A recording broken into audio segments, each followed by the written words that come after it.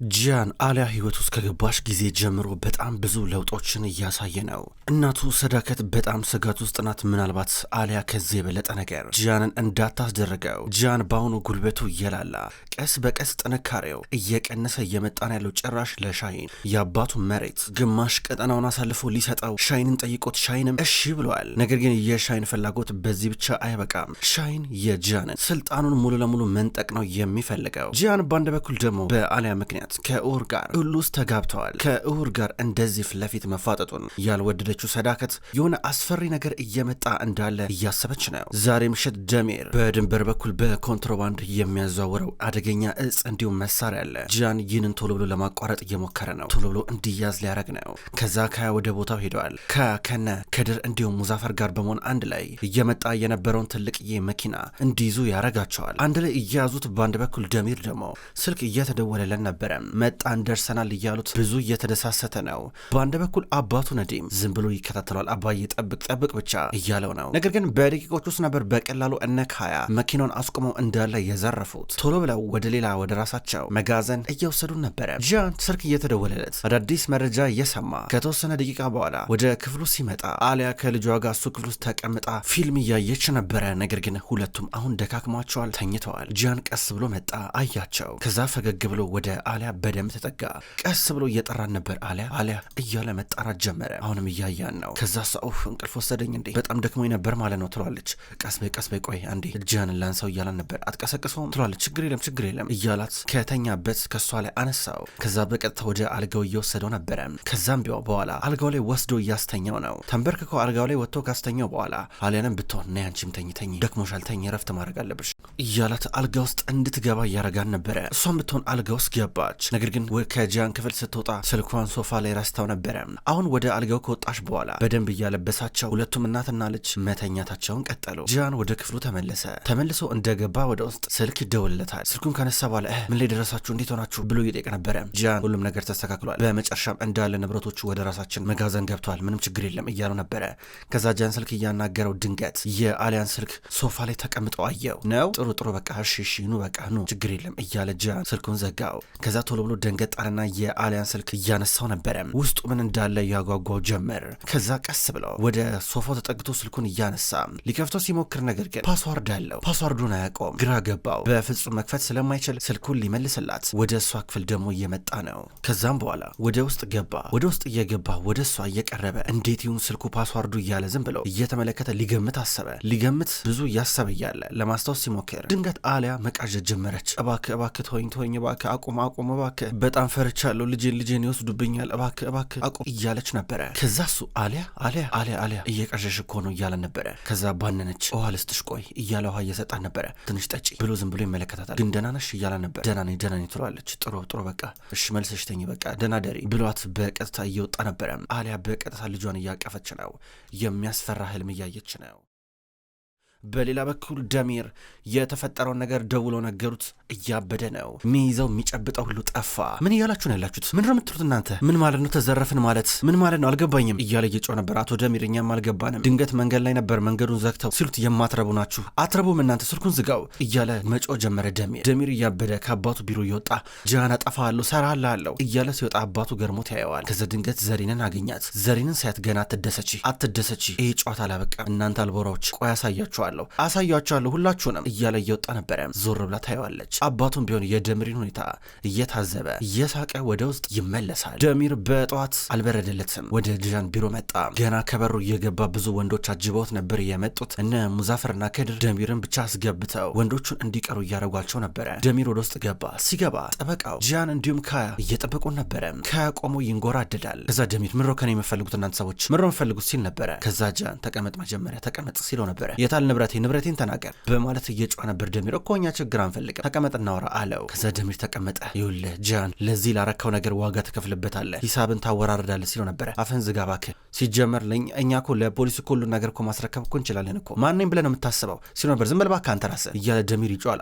ደሚር ተረጋጋ፣ ይሄ ልጅ እንደምታስበው አይደለም እሺ፣ በጣም ይቸኩላል፣ ችኩል ነው፣ እብድ ነገር ነው። ግን ታውቃለህ ፍትህ ስለሚወድ ነው እንጂ እንዳለ ንብረቶችን በሙሉ ለፖሊስ መስጠት ይችላል፣ ሊያደርገው ይችላል። እኔ ጣልቃ አልገባም እምቢ ካልክ ማለት ነው እያለ ጂያን ያስፈራራል። ከዛ ደሚር ተረጋግቶ ይመለከታቸው ጀመረ። እኔ የተወሰደብን ነገር በሙሉ መልስልሃለሁ፣ ነገር ግን ለሱ አንድ ቅድመ ሁኔታ አለኝ ሲለው ነበረ። ደሚር ምን ነው የምፈልገው ብሎ ይጠይቃል። ጂያን የሚፈልገውን አንድ ባንድ ይናገራል። በሌላ በኩል አሊያ ቢሮ ውስጥ ናት። ቁጭ ብላ ስራዋን እየሰራች ነው። ድንገት ነበር ኡር በሩን በርግዶ ገባ። እንደገባ አሊያ እንኳን ደስ አለሽ ሲላን ነበረ። አመጣጡም ሆነ አገባቡ ግራ እያጋባት ነው። እየደነገጠች ነው። ምን ተፈጠረ ኡር ምን ሆነ ነው አለችው። ባልሽ በመጨረሻ ምን አይነት ክብረ ቢስ መሆኑን አስመስክሯል አላት። ኡር ምን እያልክ ነው ያለው? ምንድነው የምታወራው? አልገባኝም ስትለው ነበረ።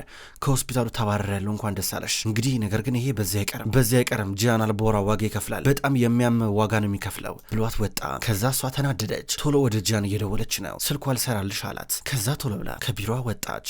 ከቢሮዋ ወጣ ትንሽ ተረብሻለች። ፈጠን እያለች ስትራመድ ድንገት ሚኒ አየቻት። ደንገጥ አለች። ምን እየሆነች ነው ብላ ዝም ብላ ትመለከታታለች። ከዛ በኋላ በቀጥታ አሊያ ወደ ዋናው ዶክተር ቢሮ ገባች። ዶክተር ምን እየተካሄደ ነው ያለው ስትለው ነበረ። ወይዘሮ አሊያ ምን ተፈጠረ ይላታል። እንዴ እዚህ ሆስፒታል ውስጥ ለሚፈጠረው እያንዳንዱ ነገር አንተ መቆጣጠር አትችልም እንዴ? ምን ማለት ነው ኡሁርን ከዚህ ሆስፒታል ማባረር ማለት ምን ሰራ ለገ ነው ብላ ጠየቀችው። እንዲህ ስትለው ያው ወይዘሮ አሊያ አቶ ኡሁር በጣም ታለንት ያለው ሰው ነው፣ ጎበዝ ዶክተር ነው ይገባኛል። ነገር ግን በቃ ምንም ማድረግ አልችልም፣ ይሄ ጉዳይ ከአቅሜ በላይ ነው፣ እኔም በሆን ልባረር እችላለሁ እያላን ነው። ሚኔ በር አካባቢ መታ ቆማ የተፈጠረውን ነገር ስታዳምጥ ነበረ። ከዛ አሊያ ምን ማለት ነው ልባረር ነው ማለት ምን ማለት ነው አንተ አይደለ እንደ ዋና ዶክተር ብላ ጠየቀችው። በጣም አዝናለሁ፣ ነገር ግን እንዳለ የደሚር ባይባርስ እዚህ ሆስፒታል ውስጥ ያለው ድርሻ በሙሉ ወደ ጂያን አልቦራ ተላልፏል። ጂያን አልቦራ ይህን ሆስፒታል ገዝቶታል። ከዚህ በኋላ እዚህ ሆስፒታል ውስጥ የሚደረገው ውሳኔ እንዳለ አቶ ጂያን እጁ አለበት ማለት ነው። ኡሁርም እንዲባረር ያደረገው እሱ ነው አላት።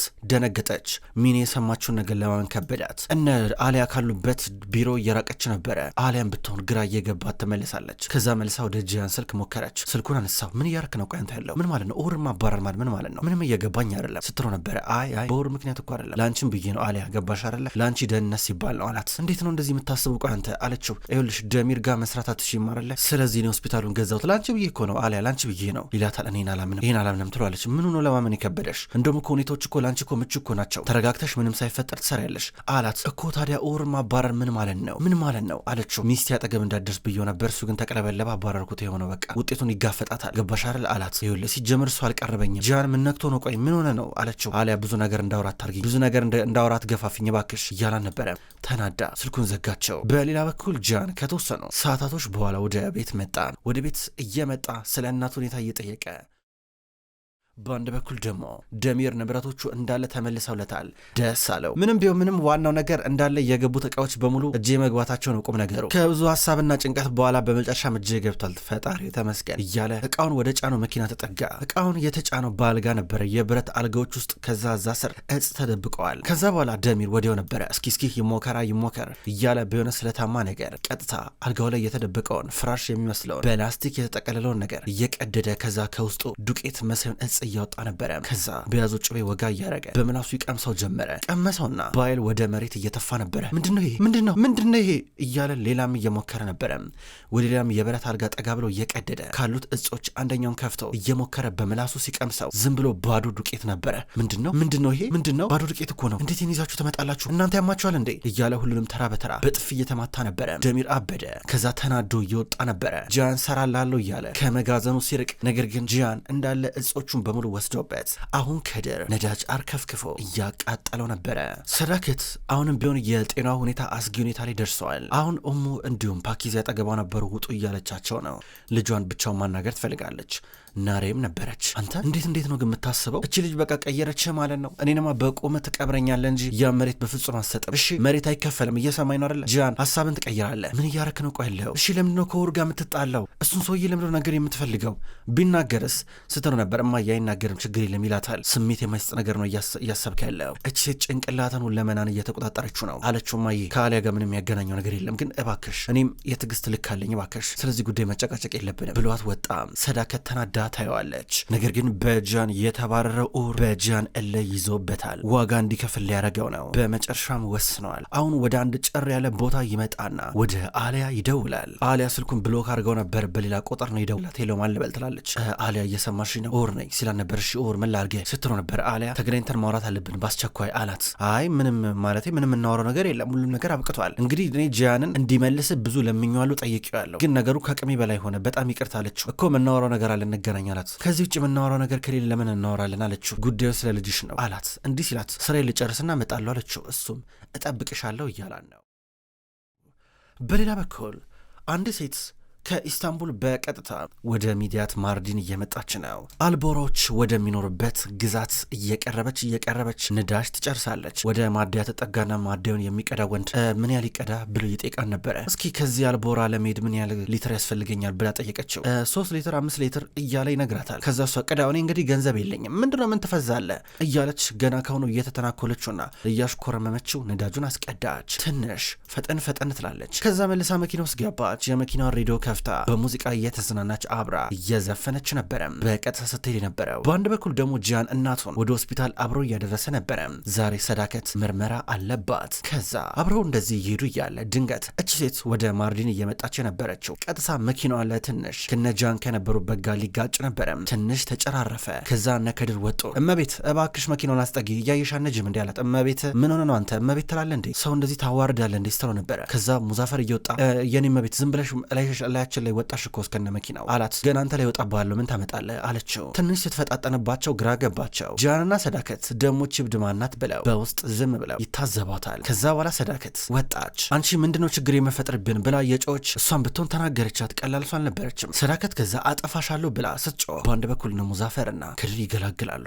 ታያት ወይዘሮ ሰዳከት ችግር የለም ሲሏን ነበረ። ከዛ እሷ ገንዘብ ስጧት በቃ ብላ መኪና ውስጥ ገባች። ከዛ ገንዘብ ሰጧት። ገንዘቡ ከመብዛቱ የተነሳ ፌክ ሁሉ ነበር የመሰላት። ከዛ ጃንም ቢሆን በር ከፍቶላት ግቢ በቃ እያላን ነበረ። ከዛ ትቷት በዚህ መንገድ ሄዶ ደስ ብሏት መኪና ውስጥ ገብታ እሷ ጉዞዋን ቀጠለች። አሁን ኦር አሊያን እየጠበቃን ነው። አሊያ ቀስ ብላ ከሆስፒታል ልትወጣ ነው። በአንድ በኩል እሷን ቤት የሚያደርሷት ሾፌር እንዲሁም ጠባቂዋ ሁለቱም በር ጋር ቆመው ነበረ። መኪናው ጋር ቆመው አሁን ያው እህታችን ትወጣለች እንጠብቃት ይባባላሉ። ከዛ አሊያ ዝም ብላ አድፍጣ ትመለከታቸው ጀመረ። ዝም ብላ ካየቻቸው በኋላ ቀስ ብላ ሄዳ መኪና ውስጥ ገባች። መኪናውን አስነሳቸው። ድምፅ ሰምተው ዞር ሲሉ ቶሎ ብላ መለጠቻቸው። ሊከተሏት ሞክረው አልደረሱባትም። ታክሲ ውስጥ ገቡ። ሰዳከት ምርመራ ካረገች በኋላ እየመጣች ነው። ከዛ ናሬ እማዬ ምን አሉሽ ትላታለች። ያሉኝማ ስሜት ያቱኝ ብዙ አትናደጂ ግፊትሽ ይጨምራል ነበር ያሉኝ። እየሰማ ነው አይደል ጂያን ትለዋለች። ከዛ ወደ ውስጥ እየገባች ነበረ። ከዛ ጂያን ተደውለለት። አሊያ መኪናውን አስነስታ ብቻዋን ሄደች ሲሉት ተናደደ። ከዛ ሙዛፈር እንዲሁም ከድረን በሉ ፈልጓት ብሎ እየላካቸው ነበረ። ጂያን በጣም ደንግጧል። አሊያ ምን እያሰበች ነው ብሎ ራሱን ይጠይቃል። ይደውልላታል። እሷ ስልኩን አታነሳም። በመጨረሻም ኦር ያለበት ቦታ ደረሰች። አሁንም ቢሆን ጂያን እየደወለላን ነው። ስልኳን ትታ ወረደች። ከዛ ወደ ኦር ቀረበች። እሺ ምን ነበር የፈለግከው ለምን ጠራኝ አለችው። አሊያ እመኚኝ እኔም በሆነ እንዳንቺ በጣም ተናድጃለሁ እያለን ነበረ። ኦር ይኸውልህ መናገር የምፈልገው ነገር ካልተናገር ይኸውልህ ጊዜ የለኝም አለችው። እንግዲህ ሁሉም ነገር ከአቅሜ በላይ ሆነብኝ። አቶ ጂያን ነው ይህን እንዳረግ የገፋፋኝ አላት። ከዛ ታውቂያለሽ እኛ ግን ከዚህ ዓለም እኮ አይደለንም ምልሽ እዚህ ቦታ ለመኖር አይገባንም። ምን አይነት ሁኔታ ውስጥ እንዳለሽ አውቃለሁ። አንቺ የፈለገ ነገሩን እውነተኛ ለማስመሰል ብትሞክሪም ነገር ግን ትዳራችሁ ፌክ እንደሆነ አውቃለሁ በማለት ተናገረ። ምን ነው ሚኔ ነገረች እንዴ አለችው። አዎ እሷ ናት የነገረችኝ አላት። እሺ ጥሩ እኔ አሁን የመጣሁት ከልጅሽ ጋር የሚያገናኝ ነገር አለ ምነግርሽ ነገር አለ ብላኝ ነበረ። ስለዚህ ነበር የመጣሁት እስኪ በል ተናገር ምንድን ነው አለችው። ከዛ እሱ ያው እንግዲህ ልጅሽን በጣም እንደምትወጂ አውቃለሁ። ለልጅሽ ብለሽ ብዙ መስዋዕትነት ከፍለሻል። ለዚህ እንዴት መስዋዕትነት እንደምትከፊ አላውቅም። አሊያ እስካሁን ድረስ አይተሽው ከምታውቂ የበለጠ በጣም አስከፊ ነገር እየመጣ ነው አላት። ምን ትለዋለች። ጂያን አልነገርሽም ማለት ነው። ጥሩ እስኪ ልንገርሻ እንግዲህ ጂያን አልቦራና ቦራን አልቦራ የተለያየ አባት ነው ያላቸው አላት። ምንድን ነው ከየት ነው እንደዚህ ነገር የምታመጣው ምን ማለት ነው አልገባኝም። ምንም ስሜት የማይስጥ ነገር እያወራ ነው ያለው አለችው። ስሜት የማይስጥ ነገር አይደለም እውነተኛ ነገር ነው። አባዬ ነግሮኛል። የወይዘሮ ሰዳከት ዶክተር ነበር ድሮ። እሷ አዜም አልቦራን ከማግኘቷ በፊት እነ ጂያን አልቦራን ከመወለዳቸው በፊት ቦራን አልቦራ እየተወለደው ከሌላ ሰው ነበረ ከኤጀመል ከአዜም ወንድም አላት። ኡር ስሜት የማይስጥ ነገር እያወራ ነው አለችው። አዎ ከዛ በኋላ ቀስ በቀስ የኤጀመል አልቦራ የህፃኑ ልጅ አባት እንደሆነ አባዬ ደረሰበት። ከዛ ገረመው። አሁን ለእኔ ደግሞ ይነገረኝ አላት። ይሄ የሚያስጠላ ነገር ነው ሀሳቡ ሁሉ ደስ አይለም በማለት ተናገረች። አስበሽዋል ግን ኤጀመል የቦራን አባት እንደሆነ ቢያውቅ እንዴት መቶ ልጅሽን እንደሚነጥቀሽ የሚመጣውን ነገር አስቢ አላት። ባታምነውም ነገር ግን ስሜት አይሰጥም ብላ ትከራከር ጀመረ። ውሸትን ነው ብላ ወደ መኪናዋ ተመለሰች። ከዛ ደንግጣለች። ወደ ቤት እየመጣች ነበረ። ቤት ደረሰች። ጂያን ቆሞ እያያን ነው። ከመኪናው ወረደች። ከዛ በረጋ ቆሞ ይጠብቃታል። በጣም ደንግጣለች። ራመድ እያለች ደረጃውን ወጣች። እሱ ፊት ለፊቷ ቆሞ ነበረ። አሊያ ምን ሆነሽ ነው እያላን ነበረ። ጂያን እናትህ ቤት አለች እንዴ አለችው። አለች አላት። ከዛ በቀጥታ እናቱ ወዳለችበት ክፍል እያመራች ነበረ። ጂያን ምን ተፈጠረ ብሎ እሱም ቢሆን ይከተላታል። ከዛ በአንድ በኩል ሰዳከት ከናሬ ጋር እንዲሁ ከጋ ተቀምጣ እያወራች ነበረ። ወይዘሮ ሰዳከት እያለች አሊያ የጮች ገባች። ምን ተፈጠረ አሊያ ምን ተፈጠረ ይሏታል እነ ናሬ። ጂያን ቢሆን አሊያ ምን ሆነሽ ተረጋጊ እንጂ ነበር። ዝም በላንተ ትሏለች። ምን ተፈጠረ? ምንድነው ይሄ ፊት? ምን አይነት አገባብ ነው? እንዴት ነው የምትጮሂ ደግሞ ብላ ሰዳከት ጠየቀቻት። ከዛ አሊያ ወይዘሮ ሰዳከት የቦራን አባት ኤጀመል ነው አይደለም አለቻት። እንዲህ ስትላት ፍዝዝ ነበር ያለችው ሰዳከት ደንግጣ የምትለው ነገር ሁሉ አጣች። ግራ ገባት። ከተቀመጠችበት ተነሳች። አባቱ ነው አይደለም በይ ተናገሪ ስትላ ነበር። በቃሽ ዝም በይ እነግርሻለሁ። ጥሩ እሺ አው ነው በቃ የቦራን አባት ኤጀመል ነው በማለት ነገረቻት። ከዛ አሊያ ምን ማለት ነው? እንዴት እንደዚህ ነገር ከኔ ትደብቁኛላችሁ? እናንተ ሰዎች ግን ምን አይነት ህመም ውስጥ እያለፍኩኝ እንደሆነ ታውቃላችሁ? ለምንድነው የምታሰቃዩኝ? አለች። ሲጀመር ስቃይ ማለት ምን እንደሆነ አንቺ አታውቂም። እኔ እኮ ገና የ17 ዓመት ወጣት እያለሁ ኤጀመል አልቦራ ትቶኝ ከገደል ላይ ወርውሮኝ ገፍትሮኝ ነበር ሄደው እኔና ቦራን እዛው ሞተን እንድንቀር። ነገር ግን በፈጣሪ ተአምር ሁለታችንም ተረፍን። ምን እንደሆነ ህመም ምን እንደሆነ ስቃዩን አታውቂም ስትላት አሊያ ፍዝዝ ብላ ታያታለች። ሰዳከት ባሳለፈችው ነገር እያዘነች እሺ በጣም አዝናለሁ ወይዘሮ ሰዳከት በጣም አዝናለሁ፣ ያልሽኝን ነገር በሙሉ ተረድቻለሁ፣ ላለሽበት ነገር በሙሉ በጣም አዝናለሁ። ነገር ግን እባክሽ እኔንም ለመረዳት ሞክሪ። ኤጀመል ምናልባት ይህን ነገር ካወቀ ምንድነው የሚያደርገው? ምን አይነት አደገኛ ሁኔታ ውስጥ እንዳለው እያወቃችሁ እንዴት እንደዚህ ነገር ትደብቁኛላችሁ? ምን ማለት ነው? እስኪ ምን ማለት ነው? አሁን መጥቶ ዴኒዝም ቢወስደውስ ስትል ነበረ። ጂያን ደግሞ ተረጋጊ ይላታል። ዝም በል አንተ፣ በአንተ ምክንያት ሁሉ ነገር የመጣው እንዴ ለምን ኦር እንዲባረር ያልከው? ጂያን ሰልችተኛል፣ በጣም አሁን ሰልችቶኛል እያለች ነው። ለምን ሁሉ ጊዜ ደበቃችሁኝ ብላ እነ ናሬም ላይ ስትጮህ በአንድ በኩል ሰዳከት እነሱም አያውቁም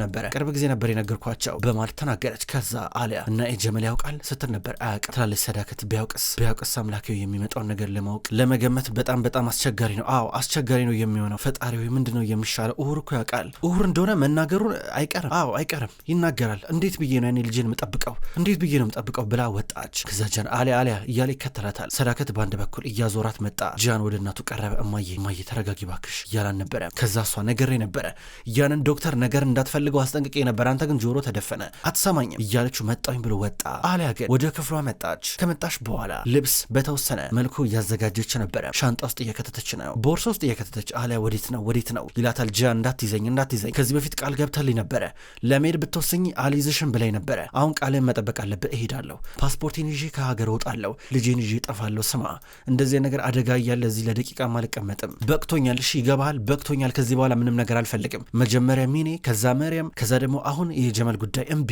አልፈልግም። በቃ ከዚህ በኋላ እዚህ መቆየት አልፈልግም። ከዚህ ቅዠት ማምለጥ እፈልጋለሁ። ከዚህ ቅዠት መውጣት ነው ያለብኝ ጂያን፣ ይሄ አደገኛ ነገር ነው አለችው። እሻውን ብቻሽን ከሄድሽ ግን ጥሩ አይደለም አላት። ምን ይፈጠራል? ከዚህ ውጭ ምን አደገኛ ነገር አለ አለችው። እነዚህ ሰዎች እጃቸው ምን ያህል ረዥም እንደሆነ አንቺ አታውቂም። በጣም ከባድ ነው የሚሆነው። ቅድም ኦር ይናገራል ስትይ ነበር አይደለ? ቀረበም ራቀም ኦር መናገሩ አይቀርም ይኸውልሽ። ነገር ግን አንቺ በቃ ረፊ፣ እኛ እንጠብቅሻለን አላት። አልፈልግም ጂያን፣ በቅቶኛል ብለው እየወጣች ነው። ከዛ መጮ ጀመረች። ልጄን አምጦልኝ እያለች ፓኪዜ ቀጥታ ጂያን እየሰጠቻት ነበር። አሊያ ወዲያው ነበረ ህፃኑን እያቀፈችው ናናና ኒድ ትሏለች። እማዬ ምን ተፈጠረ? ለምሮ የምታለቅሽው ይላታል። አላለቀስኩም ብላ መኪና ውስጥ በኋላ በኩል አስገባቸው። ጂያን አሊያ ባክሽ ተረጋጊ ይላታል። በቃ ዴኒስ እንሄዳለን እሺ ተረጋጋ አላለቀስኩም ብላ በሩን ዘጋች። ከዛ ጂያን እባክሽ አሊያ ተረጋጊ ይላታል። ጂያን ከዚህ በኋላ አታስቆመኝም፣ ቃልን ሰጥተኝ ነበረ፣ እባክህ እንዳታስቆመኝ ብላ መኪና ውስጥ ገባች። ጂያን ደነገጠ። አይምሮ ብጥብጥ ነበር ያለው። ምን ማድረግ እንዳለበት አያውቅም። ናሬ ደግሞ እንዴት ጂያን ስትሄድ እንዴት ዝም ትላለች?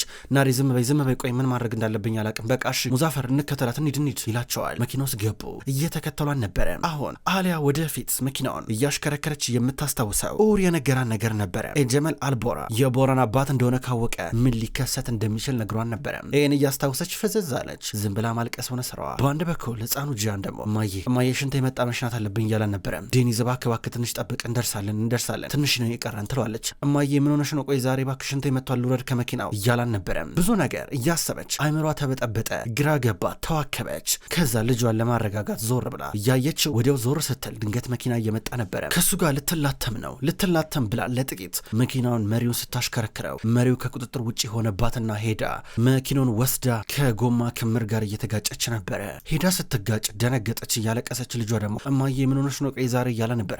ዴኒስ እያለች ከመኪና ወረደች። እያቀፈችው በጣም እያለቀሰች ይቅርታ እየጠየቀችው ነበረ። ልጅውን ነገር ብትሆንብኝስ በጣም ይቅርታ እያለችው እነ ጂያን መጡ። ጂያን ከመኪናው እየወረደ ነበረ። አሊያ እንዴት ነሽ እያላት ወደ ሁለቱ ተጠጋ። ሁለቱም ደህና እንደሆኑ ካረጋገጠ በኋላ ወዲያው ነበረ ጂያን ወደ መኪና ያስገቡት። ከዛ ጂያን አሊያ እንዴት ነሽ ምንም አልሆንሽማ እያላን ነበረ። ከዛ እሷ ፈርቻለሁ፣ እንዴት እንደዚህ ክፉ እናት ሆናለሁ፣ እንዴት እንደዚህ ራስ ወዳድ እናት ሆናለሁ ብላ ጂያንን እያቀፈችው ነበረ። አንገቱን ይዛ እያቀፈችው እያለቀሰች ነበረ። እሱም ቢሆን እሺ በቃ እያለ እያባብላታል። እንደዚህ በዚሁ መንገድ እያለቀሰች እያባበላት አሊያ እባክሽ ተረጋጊ፣ ምንም ነገር አይፈጠርም፣ አንቺ ብቻ ተረጋጊ፣ ሁሉም ነገር ይስተካከላል እያላት መኪና ውስጥ አስገባት። ከዛ ወዲያው ዞሪልና እነ ሙዛፈርን እያያቸው ያንን የማይረባ እውርን አግኙልኝ የዋጋውን ሰጠዋለሁ እያለ በእጁ መኪናውን ሲደበድብ ነበረ። አሊያን መኪና ውስጥ አስገባት። እሱም ቢሆን ይዟት ወደ ቤት እየመጣ ነበረ። ሰዳከትና ናሬ ጨንቋቸዋል። ሰዳከት ወደ ጂያን እየደወለች ነው። ሄሎ ጂያን እንዴት ሆናችሁ? ደህና ናት አሊያ? ልጇስ እንዴት ነው ስትለው ነበረ። አሁንማ የሁለቱም ደህና ናቸው እየመጣን ነው አላት። ከዛ ሰዳከት እሺ ብላ ስልኩን ዘጋቸው። ማታ ላይ መጡ። ማታ ላይ ጂያን ከአሊያ ጋር ሆነው አንድ ላይ ወደ ውስጥ እየገባና ፓኪዜ ደግሞ ህፃኑን ይዘውት ወደ ውስጥ እየገቡ ነበረ። ከዛ ሰዳከት ሁላችሁም ስትመጡ ወደ ቤት ወደ እኔኑ ብላቸው ነበረ። ከዛ አሊያና ጂያን ወደ ዋናው ሳሎን እየመጡ ነበረ። ሁለቱም ወደ ዋናው ሳሎን እየገቡ አሊያ ቅርብ ጊዜ ስታለቅስ እንደነበር ፊቷ ያስታውቃል። አሁንም ሀዘኑ አለቀቃት። ድንገት ፊት ለፊት ያየችውን ነገር ለማመን እየከበዳን ነበረ። ፊት ለፊት ያየቻት ቅድም ከነ ወይዘሮ ሰዳከት ጋር መንገድ ላይ የተጣላችው ሴት ነበረች። ቁጭ ብላለች። ሰዳከት ደግሞ እየሳቀች አሊያን እያየቻን ነበረ። ከዛ ጂያን እማዬ እቺ ሴት እዚህ ደግሞ ምን ታረጋለች? ቅድም የሰጠናት ገንዘብ አልበቃትም እንዴ ብሎ ጠየቀ። ከዛ በኋላ ሰዳከት እቺ ሴት ለምን እንዳለች ልንገራችሁ፣ ምክንያቱም እቺ ሴት ማን እንደሆነች ታውቃለህ ጂያን ብላ ጠየቀችው። ከዛ ጂያን ማናት አላውቃት ብሎ ጠየቀ። እቺ ሴት ማን እንደሆነች እስኪ ሚስትን ጠይቃት፣ የሚስት እናት ናት ብላ ነገረችው። እንደዚህ ስትለው ደነገጠ።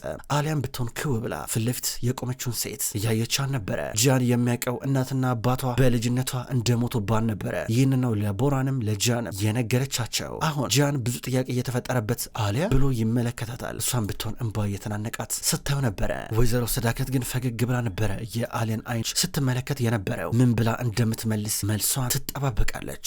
ክቡራን ተመልካቾች ዘውድ ድራማ የተከታተላችሁትን ይመስላል። ውድ ተመልካቾች ቅጠል ቲቪ የዩቲዩብ ቻናል ዘውድ የሚሰኘው ተከታታይ የቱርክ ድራማ በዚሁ መልክ በዚሁ አቀራረብ ወደ እናንተ ዘውትር ይዞ ይመጣል።